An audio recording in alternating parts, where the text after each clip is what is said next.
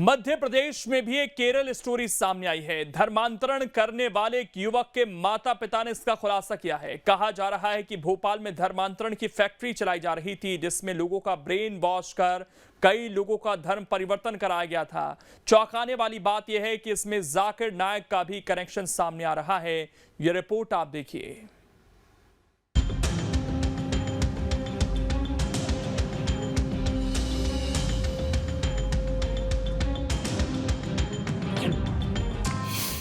भोपाल में चलती थी धर्मांतरण की फैक्ट्री।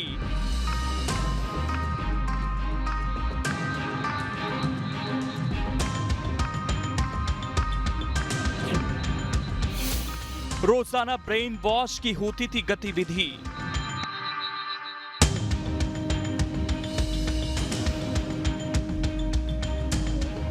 अब तक तो यही माना जा रहा था कि हिजब उत तहरीर यानी हट मध्य प्रदेश में अपना नेटवर्क फैला रहा था और किसी वारदात को अंजाम देने की फिराक में था। लेकिन अब जो बात सामने आई है वो हैरान और चौंका देने वाली है। कहा जा रहा है कि हिजब उत तहरीर के आतंकी धर्मांतरण की फैक्ट्री चला रहे थे और जाकिर नायक के बारे में बताकर लोगों को ब्रेन वॉश कर रहे थे और फिर उनका धर्म परिवर्तन करा देते थे। सौरभ और सलीम, जिसे एटीएस ने अब गिरफ्तार कर लिया है, उसके माता पिता ने जो बातें कही हैं वो चिंता पैदा करने वाली हैं। वो तो बिल्कुल साजिश के अंतर्गत हुआ, इंटरनेशनल साजिश है डॉक्टर जाकिर नायक की। जो अच्छे अच्छे लड़के जो इंटेलिजेंट होते हैं उन पर वो जो इंटेलिजेंट बच्चे होते हैं उनको वो कन्वर्ट करते हैं और ऐसा नशा पिलाते हैं कि ओरिजिनल इस्लाम तो एक तरफ रहता है और उसका कट्टरवाद और हिंसक पहलू ओपन हो जाता है। तो इसमें डॉक्टर कमाल जो सौरभ के साथ प्रोफेसर था टीआईटी कॉलेज भोपाल में, उसने ही उसका सारा ब्रेन वॉश किया है और जाकिर नायक से भी उसको बम्बई में मिलाया और कन्वर्जन में उसका पूरा हाथ है और उसी समय उसने भोपाल में कई लड़कों को भी कन्वर्ट किया था। आपने इसकी शिकायत थाने में भी की थी क्या? हाँ, की थी। जब हमने सौरभ को देखा कि ये बहुत पटरी से उतर रहा है, हमसे बात बात पे उलझता है, तो हमने इसको घर से निकाल दिया। घर से निकालने के बाद में हमने ज़रूरी समझा कि पुलिस को इन्फॉर्म करें, तो हमने कहा कि इसने मतांतरण कर लिया है, अब हमारे घर से इसका कोई रिश्ता नहीं है और अब ये भी असुरक्षित है और इसको निकालने से हम भी असुरक्षित है और समाज भी असुरक्षित है। जब आप समझाने के लिए बुलाती थी कोई गुरुओं के पास? रहता था, मुसलमान जाति। अब मुझे नाम तो नहीं है पता, लेकिन दाढ़ी माड़ी रहती थी उनकी, पहनाव से पता पड़ जाता था कि जब मुसलमान है, पर आते थे साथ में, उसे अकेले नहीं छोड़ते। तो आपने बोला नहीं कि इनको लेकर क्यों आते? कहा मैंने, कहना माँ मैंने कहा ही नहीं इनसे। मैंने कहा तो मैंने कि माँ इनसे नहीं है। फिर हम ज़्यादा उनसे इसलिए कुछ नहीं कहते थे मुसलमानों से, कहीं ऐसा ना हो ये घर से जाने में रास्ते में कहीं कुछ कर दें, तो हम स्वागत कर देते थे उनका, पर हम कहते नहीं थे कुछ भी। तो भैया तुम कैसे भी उसको बचाना, मुसलमानों से बचाना, गैंग में फंसा है, इसको फंसाया है। फंसाया गया? आप बार-बार कहते फंसाया गया। फंसाया है इसको, साजिश चली है इसको। जानकारी के मुताबिक पकड़े गए 16 में से 8 लोगों ने धर्म परिवर्तन किया था। 8 सदस्य हिंदू धर्म छोड़कर मुस्लिम बने थे। भोपाल में पकड़े गए 10 में से 5 लोगों ने इस्लाम कबूल किया था। धर्मांतरण करने वाले 3 दूसरे राज्यों के हैं। हिंदू लड़कियों से शादी कर धर्म परिवर्तन भी कराया गया। सलीम और सौरभ के प्रोफेसर ने ब्रेन वॉश किया था। मुंबई में सौरभ को जाकिर नायक से भी मिलवाया था। भोपाल में कट्टरपंथ की रोजाना क्लास चलती थी। कट्टरपंथी वीडियो संदेश सुनाए जाते थे। ब्रेन वॉश करने के लिए साहित्य भी बांटे जाते थे। ब्रेन वॉश होने के बाद सौरभ सलीम बन गया। धर्म परिवर्तन करने के बाद सौरभ ने घर छोड़ दिया था।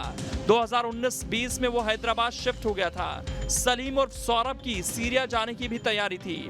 एनआईए और एटीएस को शक है कि और भी लोगों का ब्रेन वॉश कराकर धर्म परिवर्तन कराया गया है, इसीलिए लगातार पकड़े गए आतंकियों से पूछताछ की जा रही है।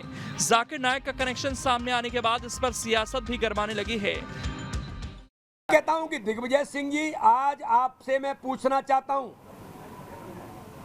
जो जाकिर नायक जिसने इस प्रकार की गतिविधियां, जिनको पकड़ा गया है और आप उन्हें शांति दूत कहते हैं, मध्य प्रदेश पूछना चाहता है।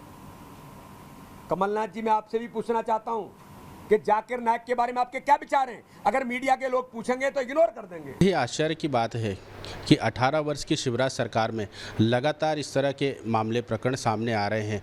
तमाम तरह के गुंडे अपराधियों पे और तमाम तरह के आतंकी संगठनों पे नकेल कसने की बात करने वाले शिवराज जी के शासनकाल में इस तरह के मामले हर रोज़ प्रतिदिन उजागर हो रहे हैं। रायसेन में 45 किलोमीटर दूर ट्रेनिंग कैंप चलने की बात सामने आती है तो धर्मांतरण से रिलेटेड भी मुद्दे आते हैं। अब सवाल है कि आखिर आतंकी मध्य प्रदेश को सॉफ्ट टारगेट क्यों बना रहे हैं? तो जानकारों के मुताबिक प्रदेश में बड़ी वारदात ना के बराबर होती हैं। आतंकियों को पनाह लेने में आसानी होती है। आसपास रहने वाले लोगों को शक नहीं जाता। लेकिन इस प्लानिंग को एनआईए और एटीएस समझ चुकी हैं और इसीलिए अभी अपना नेटवर्क खड़ा नहीं कर पा रहे। अब इसका जवाब वो जाकिर नाइक को जो शांति दूत कहते थे उनको देना चाहिए था, तो उनको ज्यादा समझ में आया था कि देखिए एचयूटी के लोग भी और उसके परिवार के लोग भी क्या कह रहे हैं जिन्हें आप शांति दूत कहते हैं। चिंता की बात यह है कि ऐशबाग से ही जेएमबी के भी 4 आतंकी पकड़े गए थे। यानी भोपाल के पुराने इलाके आतंकियों के लिए स्लीपर सेल बन रहे हैं। इसके साथ ही मालवा निमाड़ भी आतंकियों का पनाहगार बनता जा रहा है। सवाल यह है कि आखिर आतंकी मध्य प्रदेश में पनाह लेने में कामयाब क्यों और कैसे हो जा रहे हैं? तो बताया जा रहा है रेगुलर पुलिस वेरिफिकेशन का नहीं होना, पुराने इलाकों में घनी आबादी होना, पैसों के झांसे में युवा जल्द आ जाते हैं। मध्य प्रदेश में कुछ आतंकी घटनाओं पर नजर डालें तो 2010 में सिमी आतंकियों ने भोपाल में वारदात को अंजाम दिया। मणिपुरम से 12 किलो सोना और 41,000 कैश लूटा था। फिर 2017 में भोपाल उज्जैन ट्रेन में ब्लास्ट किया। सिमी आतंकियों ने ही खंडवा जेल ब्रेक की घटना को अंजाम दिया था। भोपाल में सिमी आतंकी जेल तोड़कर भागे, जिसके बाद एनकाउंटर हुआ था।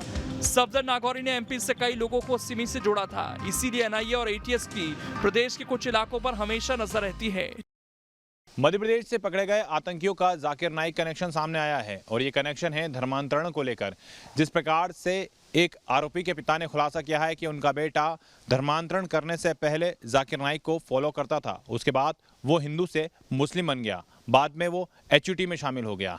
तो ऐसे में ये कहना गलत नहीं होगा कि मध्य प्रदेश में जो रैकेट है वो काफ़ी तेज़ी के साथ चलाया जा रहा है और समय समय पर हम देखते हैं कि लगातार धर्मांतरण की जो शिकायतें हैं वो सामने आती हैं। अब देखना होगा कि जो सुरक्षा एजेंसियां हैं और जो सरकारें हैं जो लगातार दावा कर रही हैं कि इस नेटवर्क को खात्मा किया जाएगा, आखिर कब तक इतने बड़े गिरोह का खात्मा होता है और जो धर्मांतरण कराया जा रहा है उस पर आखिर कब रोक लगती है।